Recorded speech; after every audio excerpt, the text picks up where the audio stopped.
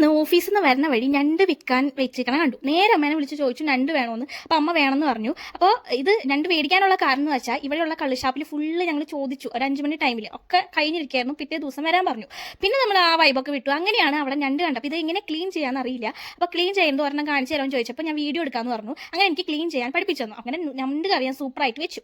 അത് കഴിഞ്ഞ് നമ്മൾ മെട്രോയിൽ പോയി. കുഞ്ഞിക്ക് ബാക്ക് പെയിൻ ഉണ്ടായിരുന്നു. അപ്പോൾ മെട്രോയിൽ പോയപ്പോൾ റേഡിയോളിസ്റ്റിൻ്റെ റിപ്പോർട്ടും കൂടി വേണമായിരുന്നു നമുക്ക് കറക്റ്റായിട്ട് കിട്ടാൻ വേണ്ടിയിട്ട്. അപ്പോൾ അവിടെ റേഡിയോളിസ്റ്റ് ഇല്ല എന്ന് പറഞ്ഞ കാരണം നമ്മൾ ടെക്സ്റ്റൈലൊന്ന് ചോദിക്കാൻ പറഞ്ഞപ്പോൾ അവിടെ കയറി ചോദിച്ചപ്പോൾ അവിടെ എന്തായാലും ഉണ്ട്, ഒരു 1 അവർ വെയിറ്റ് ചെയ്യാൻ പറഞ്ഞു. ഓക്കെ 1 അവർ വെയിറ്റ് ചെയ്യാമെന്ന് പറഞ്ഞു. കാരണം നമുക്ക് നമ്മുടെ റിപ്പോർട്ടാണ് വലുത്. അപ്പം എക്സ്റേ എടുക്കാനും എക്സ്റേ എല്ലായിടത്തും ഉണ്ട്, പക്ഷേ റിപ്പോർട്ട് കിട്ടാൻ ഡോക്ടേഴ്സ് ഇല്ല എന്ന് പറഞ്ഞു. അങ്ങനെ ടെസ്റ്റിൽ ചോദിച്ചപ്പോൾ നമുക്ക് കിട്ടിയിട്ടോ. അങ്ങനെ കുറച്ച് നേരം വെയിറ്റ് ചെയ്ത ശേഷം അവൾ എക്സ്റേ എടുക്കാനായിട്ട് മോളിൽ പോയി. കുറേ കഴിഞ്ഞ് ഒരു മണിക്കൂറൊക്കെ കഴിഞ്ഞിട്ടാണ് അവൾ വീണ്ടും ഇറങ്ങി വന്നത് കേട്ടോ.